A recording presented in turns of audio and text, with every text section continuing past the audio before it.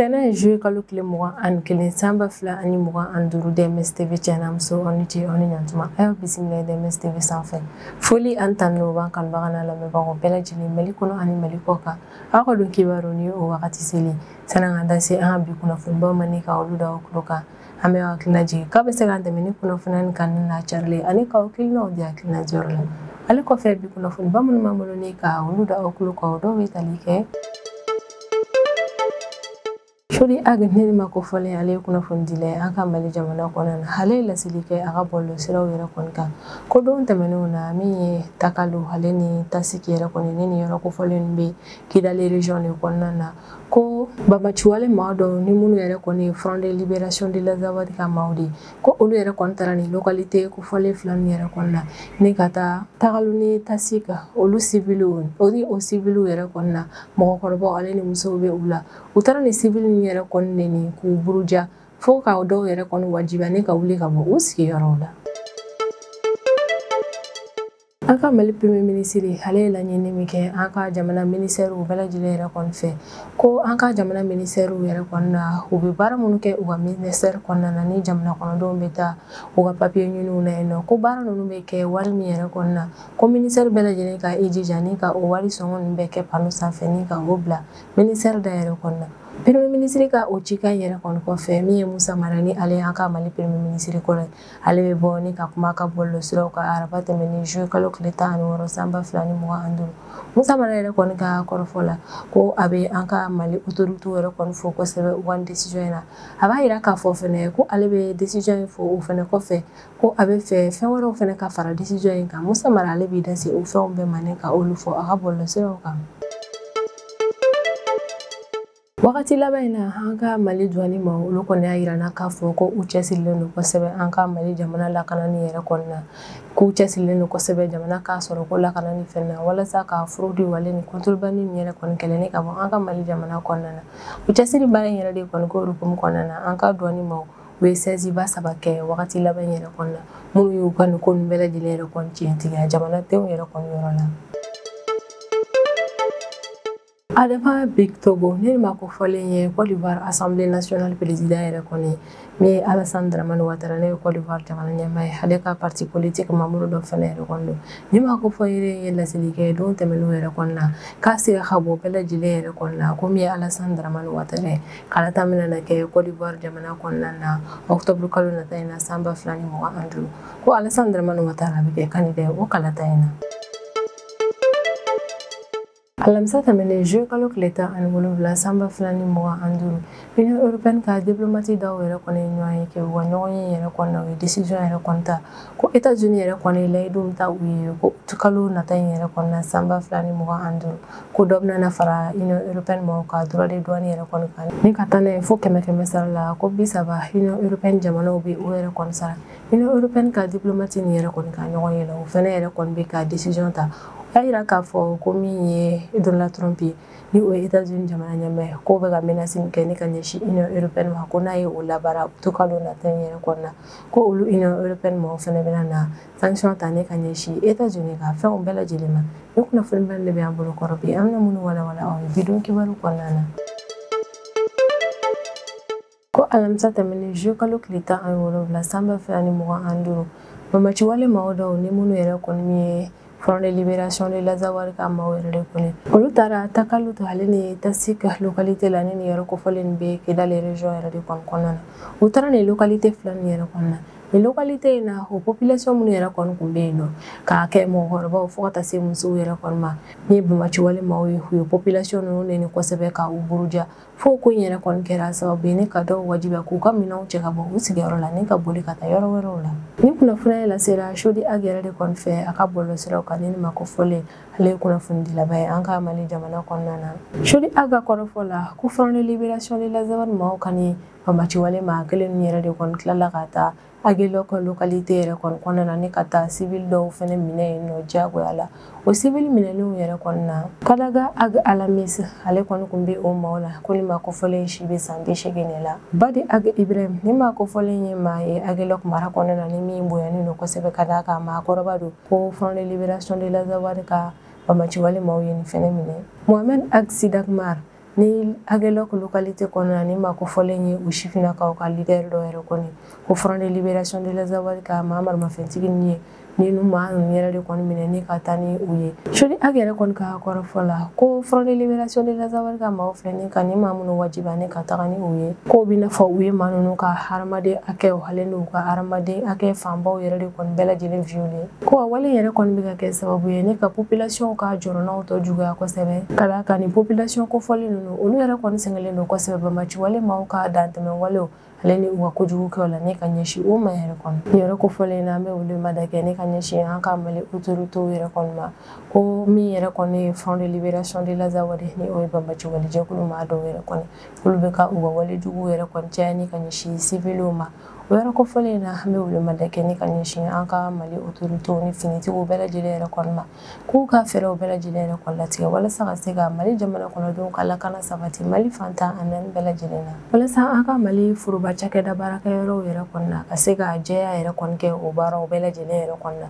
an ka Mali premier ministre ale ye laɲini kɛ an ka jamana ministère bɛɛ lajɛlen yɛrɛ kɔni fɛ k'u ka cakɛdaw yɛrɛ kɔni yɔrɔw la jamana kɔnɔdenw bɛ taa ci minnu yɛrɛ kɔni kɛ yen nɔ o jamana kɔnɔdenw bɛ taa o ci minnu kɛ olu bɛ kɛ sɔngɔ minnu na k'a wajibiyalen don ministère ninnu bɛɛ lajɛlen ka u ka sɔngɔ ninnu yɛrɛ kɔni bila panneau yɛrɛ sanfɛ ni ka a bila ministère da la o ko jaabi yɛrɛ de kɔni na araba tɛmɛnen juillet kalo tile 16 san 2025 Musa Mara ni ale y'an ka Mali premier ministre kɔrɔ dɔ ye ale kɔni bɛ bɔ ni ka jaabi kɛ ka ɲɛsin premier ministre yɛrɛ kɔni ka nin décision kura in ma Musa Mara ka kɔrɔfɔ la ko nin décision min yɛrɛ kɔni bɔra général Abdoulaye Mayiga yɛrɛ kɔni yɔrɔ la ko décision in yɛrɛ kɔni ye décision ɲumanba ye ko nka décision in yɛrɛ kɔni fɛnɛ tali kɔfɛ an ka premier ministre ale kan ka kɛwale kura wɛrɛw yɛrɛ de kɔni kɛ ka nin fɛn ninnu yɛrɛ kɔni dafa o de bɛ kɛ sababu ye ni an ka Mali gouvernement yɛrɛ kɔni kɔnɔna na ka gouvernance kɛ jɛlenya ale ni lafiya yɛrɛ kɔni kɔnɔna na Mali jamana kɔnɔna na décision min taara an ka Mali autorités yɛrɛ kɔni fɛ o bɛ tali kɛ ko an ka jamana ministère bɛɛ lajɛlen yɛrɛ kɔni na ko foroba baara min yɛrɛ kɔni bɛ kɛ i ka ministère yɛrɛ kɔni na o baaraw bɛ kɛ sɔngɔ minnu na k'i ka o sɛbɛn panneau yɛrɛ kɔni sanfɛ ni ka a bila i ka ministère da la walasa jamana kɔnɔden minnu yɛrɛ kɔni bɛna na u ka ciw ɲɛnabɔ i ka ministère la u ka se ka dɔn u ka ciw yɛrɛ kɔni bɛ se ka ɲɛnabɔ sɔngɔ min na ni décision bɔra an ka Mali autorités yɛrɛ kɔni yɔrɔ la o laɲini diyalen don bɛɛ lajɛlen yɛrɛ kɔni laɲini ti dɔwɛrɛ o de ka an ka foroba cakɛda kɛyɔrɔw yɛrɛ kɔni na ka jamana kɔnɔdenw yɛrɛ kɔni la kunnafoniya u ka wari sarataw la baarakɛda ninnu yɔrɔ la min fɛnɛ ye yurugu ye an ka Mali autorités u bɛ fɛ ka o fɛnɛ kɛlɛ yɛrɛ kɔni ni ciw yɛrɛ kɔni bɛɛ lajɛlen ɲɛnabɔli sɔngɔ bilalen ye ministère da la Musa Mara ka kɔrɔfɔ la ko an ka Mali autorités filɛ ni ka nin décision min ta k'o ye décision ɲumanba yɛrɛ kɔni ko wa a bɛ kɛ lafiyaba yɛrɛ de kɔni ye population ma u ka ci ɲɛnabɔw la jamana ministère bolodaw la an ka premier ministre kɔrɔ yɛrɛ kɔni ni o ye Musa Mara ale ka kɔrɔfɔ yɛrɛ kɔni na ko nin décision yɛrɛ kɔni ti ko kura ye ale bolo ka d'a kan ko san 2010 wagati ko y'a sɔrɔ ale Bamako commune 4 maire yɛrɛ kɔni ye ko k'ale to maire la nin wagati in na k'ale kun ye nin initiative yɛrɛ kɔni bila sen kan ni o initiative yɛrɛ kɔni kun tɔgɔ ye ko charte des usagers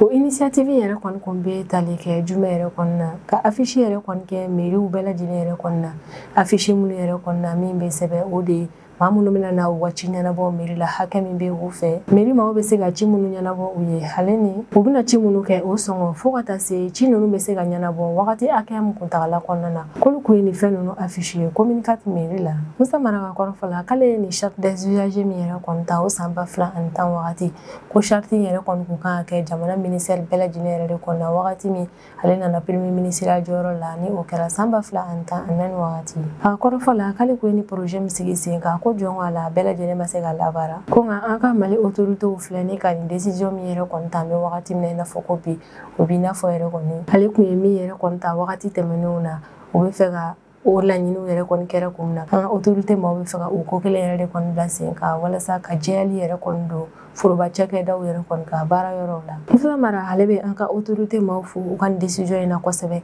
nka a b'a yira k'a fɔ ko walasa halisa ka ko in tɔ yɛrɛ kɔni jɛya ko an ka Mali autorités kan ka décision fɛn wɛrɛw yɛrɛ de kɔni ta ne ka fara nin bɛɛ lajɛlen yɛrɛ kɔni kan ko ni o kɛra baara in yɛrɛ kɔni tɔ bɛ ɲa kosɛbɛ Musa Mara ka kɔrɔfɔ yɛrɛ kɔni na ko ministère bɛɛ lajɛlen yɛrɛ kɔni na jamana kɔnɔdenw bɛ taa ci minnu yɛrɛ kɔni ɲɛnabɔ yen nɔ i ka ci bɛ se ka ɲɛnabɔ wagati hakɛya min kuntagala kɔnɔna na ko min yɛrɛ kɔni ye ministère da la k'o bɛɛ lajɛlen ka affiche premier ministre kɔrɔ ka kɔrɔfɔ la ko n'i taara n'i ka papier yɛrɛ kɔni ministère la papier bɛ dilan wagati hakɛya min yɛrɛ kɔni kuntagala kɔnɔna na ni o nɔrɔlen yɛrɛ kɔni don ministère da yɛrɛ kɔnɔna ko b'a to population bɛ taa ni ka segin ba in yɛrɛ kɔni dabila i bɛ taa i ci yɛrɛ kɔnɔna ni wagati min i ka baara yɛrɛ kɔni banna i bɛna o wagati ne ka na i ka papier kɔfɔli minɛ ko wale yɛrɛ kɔni bɛ kɛ sababu fɛnɛ ni ka an ka jamana ministère baarakɛlaw ka olu responsabiliser kosɛbɛ ko an ka Mali autorité yɛrɛ kɔni ka bɔlɔlɔsiraw de utiliser kosɛbɛ walasa ka se ka ni kunnafoniya ninnu yɛrɛ kɔni cari Mali fantan naani bɛɛ lajɛlen na ko bɔlɔlɔsiraw ministère ka sitiw fo ka taa se bɔlɔlɔsira kuraw yɛrɛ kɔni ma ko autorités kan ka o fɛn ninnu bɛɛ lajɛlen yɛrɛ de kɔni utiliser walasa ka ni kunnafoniya ninnu yɛrɛ kɔni cari togo min a kɛra Bamako kɔnɔna a kɛra Bamako kɔkan ye bɛɛ lajɛlen ka se ka bɔ a kalama Mali fantan naani bɛɛ lajɛlen na k'an ka jamana service public yɛrɛ kɔni digitaliseli ko ka o ko teliya kosɛbɛ Musa Maraka kɔrɔfɔ la ko mɔgɔ ka papier ko ɲɛnabɔli yɛrɛ kɔni na ministère yɛrɛ kɔni yɔrɔ la ko ka o ko bɛɛ lajɛlen yɛrɛ kɔni numériser a kana dan dɔrɔn k'i bɛ wari yɛrɛ kɔni sarali kan ko k'a daminɛ i ka sɛbɛn demande yɛrɛ kɔni na fo ka taa se i ka sɛbɛn dini yɛrɛ kɔni ma i ma yɛrɛ kɔni ko k'a bɛɛ lajɛlen yɛrɛ kɔni numériser min ye sanga ani wagati taa ni ka segin ministère da yɛrɛ kɔni na ko o bɛ o ko ninnu dabila Musa Maraka kɔrɔfɔ yɛrɛ kɔni na k'ale bolo ko walasa min ye foroba cakɛdaw yɛrɛ kɔni o bɛɛ lajɛlen yɛrɛ kɔni baaraw ka se ka lajɛya yɛrɛ kɔni ko fo jamana kɔnɔdenw bɛɛ lajɛlen ka kunnafoniyaw sɔrɔ ministère ka baaraw ale ni a sɔngɔw kan ale ni sanga ani wagati mɔgɔw ka taa ministère yɛrɛ kɔni na o ka papier kow la ko ka olu yɛrɛ kɔni dabila ni fɛn ninnu ka kɛ ligne kan ko fɛnɛ bɛ kɛ sababu yɛrɛ kɔni ni opération fɛn fɛn yɛrɛ kɔni bɛ kɛ ministère kɔnɔna na autorité olu bɛ bɔ a bɛɛ lajɛlen yɛrɛ kɔni kalama Musa Mara ale kɔni y'a yira k'a fɔ ko nin de ye ale hakilina yɛrɛ kɔni ye ka fara premier ministre yɛrɛ kɔni ka nin décision in kan walasa halisa ka an ka foroba cakɛdaw ka olu ka baaraw yɛrɛ kɔni lajɛya ko min yɛrɛ kɔni ye foroba cakɛdaw b'u ka baara kɛ wari min na ko o fɛnɛ tɛmɛlen yɛrɛ kɔni kɔfɛ ko premier ministre a b'a laɲini o fɛ baara ninnu bɛ kɛ délai min fɛnɛ kɔnɔna na u ka o bɛɛ lajɛlen yɛrɛ kɔni bila panneau sanfɛ ale ni sanga ani wagati mɔgɔw ka taa u ka papier kow la ministère la ko ka o dabila ko bɔlɔlɔsiraw yɛrɛ kɔni bɛ yan an bɛ wagati min na i n'a fɔ ko bi ciw bɛɛ lajɛlen bɛ se ka ɲɛnabɔ o kan k'a sɔrɔ hali maa si yɛrɛ kɔni ma wuli ne ka t'i jɔ cakɛda baarakɛyɔrɔ la k'i bɛ taa i ka papier ko yɛrɛ kɔni labɛn ko fɛnɛ bɛ kɛ lafiya yɛrɛ kɔni autoritéw bolo ka d'a kan a bɛ kɛ sababu ye ni opération fɛn bɛ kɛ ministère la u bɛ bɔ a bɛɛ lajɛlen kalama an ka Mali douane maaw olu y'a yira n na ko kura ye tuguni yɛrɛ kɔni k'a fɔ ko olu cɛsirilen don kosɛbɛ Mali sɔrɔ ko lakanani yɛrɛ kɔni na ko u cɛsirilen don o baara in yɛrɛ kɔni na o de la u mana kunnafoniyaw yɛrɛ kɔni sɔrɔ u bɛ olu labaara cogo ɲuman yɛrɛ kɔni na wale min bɛ se ka kɛ sababu ye ne ka dankari fraude ni contrebande yɛrɛ kɔni na an ka Mali jamana kɔnɔna na dɔgɔkun laban yɛrɛ kɔni diyara kosɛbɛ an ka Mali douane maaw yɛrɛ kɔni na ka d'a kan u sera ka opération ba saba yɛrɛ kɔni kɛ opération ba saba minnu na u ye sebaya sɔrɔ a bɛɛ lajɛlen na ko wagati tɛmɛnenw na an ka Mali service de renseignement et de lutte contre la fraude maaw olu bolo da cargaison dɔ yɛrɛ kɔni kan n'u yɛrɛ kɔni ko falen don fɛnw la minnu kun ye menace an ka jamana ka lakana ma ni fɛnjugubaw yɛrɛ de kɔni kunu ko an ka renseignement maaw olu kɔni ye kunnafoniya dɔw yɛrɛ kɔni labaara cogo ɲuman yɛrɛ kɔni na wale min kɛra sababu ye n'u bɔra chargement dɔ yɛrɛ kɔni kalama min kun bɛ ka bɔ Ghana jamana de la n'a bɛ ka na an ka Mali jamana kɔnɔna na ko chargement yɛrɛ kɔni kɔnɔna na douane maaw u taara bɔ fɛn pɛrɛnta 15,915 yɛrɛ de kɔni kan ko fɛnɛ tɛmɛlen kɔfɛ douane maaw ye u bolo da comprimé 875,400 kan ale ni ampoule 20,917 ko douane maaw ye u tɛgɛ da ni chargement min yɛrɛ kɔni kan bɛ wagati min na i n'a fɔ ko bi douane maaw bɛ ka a ɲɛɲini yɛrɛ kɔni ni chargement yɛrɛ kɔni bɔra yɔrɔ kelen min na kɛrɛnkɛrɛnnenya la ni ka se yan ko o bɛ k'a ɲɛɲini fɛnɛ yɛrɛ kɔni chargement ninnu kun bɛna nata ten yɔrɔ min yɛrɛ kɔni na kɛrɛnkɛrɛnnenya la ko douane maaw bɛ wagati min na i n'a fɔ ko bi u bɛ ka sɛgɛsɛgɛli kɛ o ko ninnu de kan ni opération y'a yira n na k'a fɔ ko an ka Mali douane maaw u ka jateminɛ n'u ka cɛsiri yɛrɛ kɔni ka ca an bɛ wagati min na i n'a fɔ ko bi ko yɛrɛ kɔni bɛ kɛ sababu ye fɛnjugu natɔ yɔrɔ jan u bɛ se ka olu yɛrɛ kɔni ye wa u b'u kunbɛn cogo ɲumanw na cogo min u kana na se ka don jamana kɔnɔna na kuma tɛ ko k'a fɔ k'u bɛ tiɲɛni yɛrɛ kɔni don ko Kayi région kɔnɔna na douane maaw ye opération kɛrɛnkɛrɛnnen dɔ kɛ yen nɔ min yɛrɛ kɔni kɛra sababu ye n'u taara bɔ da la dumunifɛn dɔw yɛrɛ kɔni ka frontière la ni maa ninnu kun bɛ fɛ ka olu ladon jamana kɔnɔna na ka sɔrɔ sariya tɛ jɛni a ye yɛrɛ kɔni ko douane maaw ye u bolo da cargaison dɔ yɛrɛ kɔni kan min kɔnɔna na sɛ congelé carton 170 ale ni macaroni carton 50 yɛrɛ de kɔni kan minnu minɛna frontière de la ko ni da la dumuni minnu yɛrɛ kɔni donna an ka Mali jamana kɔnɔna na ka sɔrɔ sariya yɛrɛ kɔni tɛ jɛni a ye k'a bɛ kɛ sababu ye ni maaw yɛrɛ kɔni bɛ ka u yɛrɛ ɲininka n'o y'a sɔrɔ sɛ ni macaroni yɛrɛ kɔni kun ye fɛn ɲuman ye ko fɛnɛ tɛmɛlen kɔfɛ ni fɛn ninnu donni ka sɔrɔ jamana yɛrɛ kɔni tɛ a kalama k'a bɛ kɛ sababu ye ni ka dɔ yɛrɛ de kɔni bɔ état ka sɔrɔ taw la douane baarakɛyɔrɔ la o sɛzi fɛnɛ y'a yir'an na k'a fɔ k'an jamana kɔnɔdenw yɛrɛ kɔni bɛ min don an ka jamana kɔnɔna na k'an ka Mali dɔɔni ma u cɛsirilen don u dumunifɛn yɛrɛ kɔni sɛgɛsɛgɛliw la frontières la walasa fɛn kuntan yɛrɛ kɔni kana na don jamana kɔnɔdenw fɛ min bɛ se ka kɛ sababu ye ni ka tiɲɛni yɛrɛ kɔni se an ka kɛnɛya ma. Ko contrôle dɔ fɛnɛ sen fɛ yɛrɛ kɔni an ka Mali dɔɔni ma olu ye cɛ dɔ yɛrɛ kɔni lajɔ u ye cɛ min yɛrɛ kɔni ɲininka a ka lakodɔn sɛbɛnw yɛrɛ kɔni na k'u taara bɔ a kalama k'a fɔ ko ni cɛ kofɔlen ale tun bɛ ka i yɛrɛ kɛ agent de sécurité yɛrɛ de kɔni ye k'a sɔrɔ a tɛ nin ye yɛrɛ kɔni ko douane maaw bɛ cɛ kofɔlen minɛ wagati min papier kolon de tun bɛ a bolo minnu yɛrɛ kɔni tun tɛ a ta ye k'u kelen ka u bolo da ni ma kofɔlen ni a ka papier kolon yɛrɛ kɔni kan an ka douane maaw y'u bolo da kan ni ka minɛ k'a datugu fɔlɔ yɛrɛ kɔni an bɛ wagati min na i n'a fɔ ko bi ni opération ba saba minnu kɛra an ka douane maaw fɛ dɔgɔkun laban yɛrɛ kɔni na o y'a yira an bɛɛ lajɛlen na k'a fɔ ko an ka Mali douane maaw olu cɛsirilen don kosɛbɛ jamana kɔnɔdenw ka lakana sabatili la u cɛsirilen don jamana ka sɔrɔ ko lakanani yɛrɛ kɔni na cogo min tiɲɛni kana na don an ka sɔrɔ ko la wa tiɲɛni yɛrɛ kɔni kana na don jamana kɔnɔdenw yɛrɛ kɔni kunna nin yɔrɔ kofɔlen na an bɛ foliba kɛ ni ka ɲɛsin an ka Mali douane maaw ka cɛsirilen don ka baara kɛ ko ɲumanw yɛrɛ kɔni ma ka d'a kan ko yɛrɛ de kɔni bɛ kɛ sababu ni jamana ka sɔrɔ ni jamana kɔnɔdenw an ka douane maaw u bɛ olu ka lakanaw sabati sisan an bɛ tɛmɛ n'an ka jamana kɔfɛ kibaruyaw ye o kɔnɔna na an bɛ taa Côte d'Ivoire jamana kɔnɔna na Adama Big Togo ne ma kofɔlen ye Côte d'Ivoire Assemblée nationale président yɛrɛ kɔni ale kɔni y'a yira bɛɛ lajɛlen na k'a fɔ k'a siga ka bɔ bɛɛ yɛrɛ kɔni na komi Alassane Dramane Ouattara ko n'Ala sɔnna ma octobre kalo nata in na san 2025 ko kalata bɛna na kɛ Côte d'Ivoire jamana kɔnɔna na ko Alassane Dramane Ouattara ye candidat ye o kalata in na juin kalo tile 21 tɛmɛnen san 2025 Alassane Dramane Ouattara ka parti maaw tun bɛ u ka congrès la Côte d'Ivoire jamana kɔnɔna na o congrès yɛrɛ de kɔni senfɛ parti maa min y'a yira k'a fɔ ko olu ka candidat Côte d'Ivoire kalata nata in na ko o ye Alassane Dramane Ouattara de nka Alassane Dramane Ouattara ale ka parti maaw yɛrɛ kɔni kɛlen ni ka nin laseli kɛ congrès senfɛ ale y'a yira parti maaw la k'u ka tile damadɔni di ale ma a bɛ hakili jagabɔ yɛrɛ kɔni kɛ n'a sɔrɔ a bɛ kɛ candidat ye Côte d'Ivoire kalata la walima n'a sɔrɔ a tɛ k'a ye kɔni ko depuis ni Alassane Dramane Ouattara ye nin kuma yɛrɛ kɔni fɔ fo ka na se an bɛ wagati min na fɔ ko bi halisa a ma bɔ ni ka jaabi kɛ ni ka ɲɛsin a ko ɲɛ yɛrɛ kɔni ma o yɛrɛ de kɔni bɛ ka kɛ sababu ye ni Côte d'Ivoire jamana kɔnɔna na opposant minnu bɛ yen olu bɛɛ lajɛlen yɛrɛ kɔni bɛ dutu kɔnɔna na ka d'a kan maa si yɛrɛ kɔni t'a dɔn n'a sɔrɔ Alassane Dramane Ouattara ale bɛna kɛ candidat ye Côte d'Ivoire kalata nata in na nka Adama Big Togo ni ale ye Côte d'Ivoire ka Assemblée nationale président ale kɔni y'a yira k'a fɔ k'a siga ka bɔ bɛɛ la a siga kana na don maa si yɛrɛ kɔni na ko Alassane Dramane Ouattara n'Ala sɔnna ma ale bɛ kɛ Côte d'Ivoire kalata nata in candidat ye Côte d'Ivoire ka Assemblée nationale kan président yɛrɛ kɔni ka kɔrɔfɔ la Alassane Dramane Ouattara ka jaabi dibaliya in ko bɛ ka taa min yɛrɛ kɔni ta ko o tɛ koba ye ko in yɛrɛ kɔni na ka d'a kan ko kalata bɛna kɛ fo octobre kalo nata in de la ko wa candidature dépôt yɛrɛ kɔni bɛ ban fo août kalo tile 26 nata in de la ko yɛrɛ de kɔni na hali Alassane Dramane Ouattara bɛ se ka hakili jagabɔ kɛ fo ka taa se août kalo tile 20 yɛrɛ kɔni ma ni o tɛmɛna a bɛ se ka bɔ yɛrɛ kɔni k'a fɔ k'a bɛ kɛ candidat ye kalata in na ko yɛrɛ de kɔni na min ye k'a fɔ k'a tɛ ka bɔ ni ka kuma ko la k'o tɛ koba ye ko in na k'o ka dɔgɔn yɛrɛ ka d'a kan o candidature bilali yɛrɛ kɔni bɛ ban août kalo tile 26 nata in na de ko yɛrɛ de kɔni na tant ko tɛ problème ye Alassane Dramane Ouattara k'a laseli ko yɛrɛ kɔni na n'a sɔrɔ a bɛ kɛ candidat ye walima n'a sɔrɔ a tɛ k'a ye yɛrɛ kɔni Adama Big Togo yɛrɛ kɔni ka kɔrɔfɔ la Alassane Dramane Ouattara ka nin candidature ko in yɛrɛ kɔni k'a bɛ sinsin kɛwale dɔw yɛrɛ de kɔni na ko k'a daminɛ san 2010 na fo ka taa bila san 2025 yɛrɛ kɔni na Alassane Dramane Ouattara k'ale ye Côte d'Ivoire ka sɔrɔ ko yɛrɛ kɔni yɛlɛma cogo ɲuman na ko bakurubaya la Alassane Dramane Ouattara ale ye Côte d'Ivoire falen yɛrɛ de kɔni ko tellement Alassane Dramane Ouattara ale ye wagati minnu kɛ fanga la Côte d'Ivoire jamana kɔnɔna na o jaabiw yɛrɛ kɔni ɲɛna ko fo olu ka parti maaw yɛrɛ kɔni bolo olu kan ka u sigi fanga yɛrɛ kɔnɔna na jamana in kɔnɔna na wagati jan kuntagalaw de kɔnɔna na ko wa olu bɛ fɛ ka u sigi basigi kɔnɔna na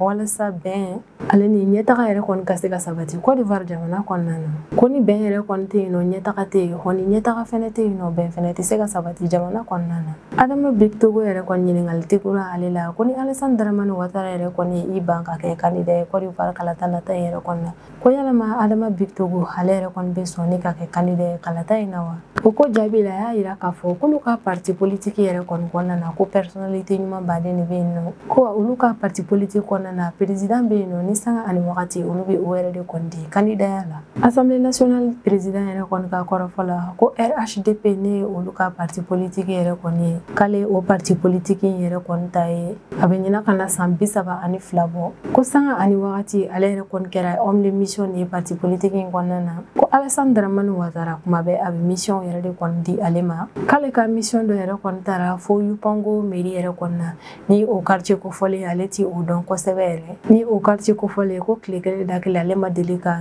sigi o yɔrɔ ninnu na ko nka ko Alassane Dramane Ouattara ye ale bila ka taa mission na ye wa ale ye mission in ɲɛmɔgɔya sɔrɔ ka da k'a ye sebaya sɔrɔ Yupango mairie la ko Alassane Dramane Ouattara ye ale bila mission na Côte d'Ivoire Assemblée nationale yɛrɛ kɔni na wa ale sugandira ne ka kɛ Assemblée nationale président yɛrɛ kɔni ni vote 100 sarala mɔgɔ 99 bɛɛ lajɛlen ye u kan di ale ma ko ni Alassane Dramane Ouattara mako yɛrɛ kɔni jɔra ale la mission ko la dɔrɔn ale bɛ teliya ne ka o jaabi de ko ni Alassane Dramane Ouattara bolo ko ni mission ye walima ni mission in na k'a kan ka ale Adama Big Togo yɛrɛ de kɔni sugandi ko problème foyi ti a la ale bɛ kɛ o homme de mission ye ko wa ni wagati yɛrɛ kɔnɔna ni Alassane Dramane Ouattara a y'a yira k'a fɔ k'a bɛ fɛ ka ale Adama Big Togo yɛrɛ de kɔni sugandi ni ka kɛ candidat ye kalata nata in na ko problème foyi tɛ a la ale kɔni bɛ kɛ candidat ye kalata nata in na k'ale ye homme de mission de ye Alassane Dramane Ouattara kɛrɛfɛ yɛrɛ kɔni nka a kɔni y'a yira k'a fɔ k'a ka jɛya bɛɛ lajɛlen ye ko maa si kana na siga a la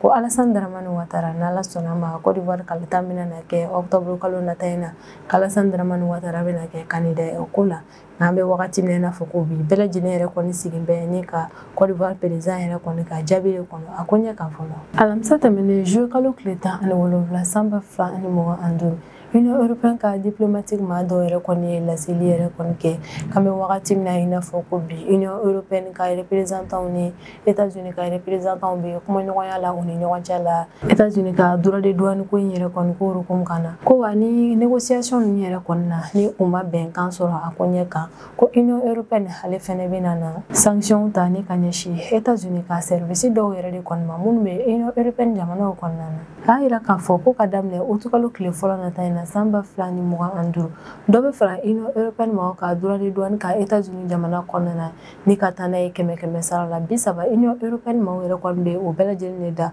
u ka produits kan walasa u ka se ka don États-Unis jamana kɔnɔna na o yɛrɛ ko hukumu yɛrɛ de kɔni kan Union européenne ma ka délégation ba dɔ yɛrɛ kɔni wulila ni an bɛ wagati min na i n'a fɔ ko bi olu ni États-Unis ka représentants bɛ négociation na u ni ɲɔgɔn cɛ la walasa u ka fɔ ka bɛn yɛrɛ kɔni sɔrɔ ni ko ɲɛ kan Union européenne kɔni y'a yira k'a fɔ ko n'u ma bɛnkan yɛrɛ kɔni sɔrɔ négociation in na ko Union européenne ale fɛnɛ bɛna na sanction ta ne ka ɲɛsin États-Unis ka service ma Union européenne ma yɛrɛ kɔni ka kɔrɔfɔ la k'u jigi dalen don a kan k'a fɔ ko négociation in na k'u bɛna na bɛnkan sɔrɔ a la ko nka n'u ma bɛnkan yɛrɛ kɔni sɔrɔ a la olu fɛnɛ bɛ ka u ka jaabiw fɛnɛ labɛn ni ka a bila kɛrɛfɛ ko avion mobile fo ka taa se bourbon yɛrɛ kɔni ma ko Union européenne ma olu bɛ ka fɛɛrɛ latigɛ ni ka États-Unis ka ni fɛn ninnu ka dɔ fara o taxiw yɛrɛ kɔni ka o kɛ jaabi ye ni ka ɲɛsin Donald Trump yɛrɛ kɔni ka décision kura in ma Union européenne ma y'a yira k'a fɔ k'u tɛna na dan États-Unis ka produits dɔrɔn yɛrɛ kɔni ma k'ale États-Unis ka service minnu bɛ Union européenne kɔnɔna na k'u bɛ sɔn ka u bolo se ninnu bɛɛ lajɛlen ma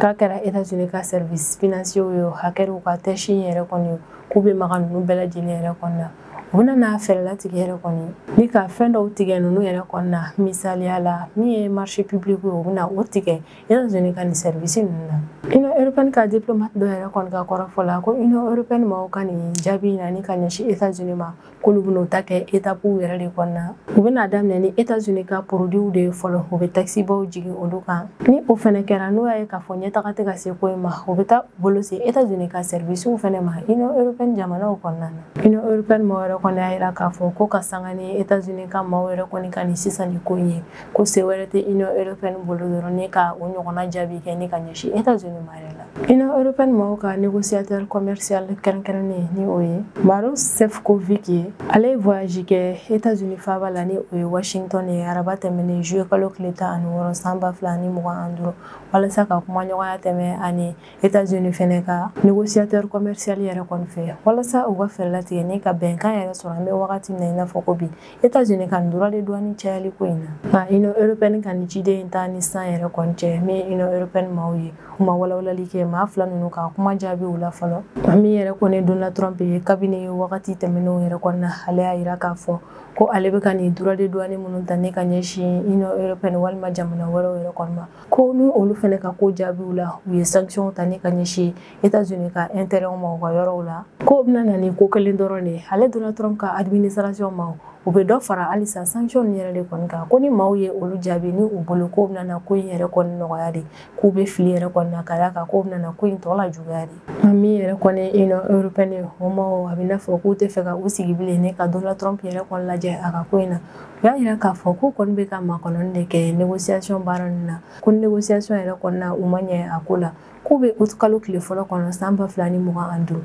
ni Donald Trump ale ye dɔ fara douane yɛrɛ kɔni kan ne ka taa n'a ye fo 100 sara la 30 yɛrɛ kɔni k'olu fɛnɛ kɛn bɛ ni ka jaabi min labɛn ni ka bila kɛrɛfɛ olu fɛnɛ bɛna o jaabiw labaarali daminɛ ni ka ɲɛsin États-Unis yɛrɛ kɔni ka services ma Union européenne jamanaw kɔnɔna na ni ne bɛ dan sigi an ka bidon kibaru la an b'an kanubaga n'a lamɛnbagaw bɛɛ lajɛlen fo Mali kɔnɔ ani Mali kɔ kan an bɛ aw hakilina jigin k'aw bɛ se k'an dɛmɛ ni kunnafoniya ni kanu n'a carili ye ani k'aw hakilinaw di hakilina jɔyɔrɔ la wale kɔfɛ an b'a fɔ yan ko aw k'an bɛn a ɲɔgɔnna wɛrɛ ma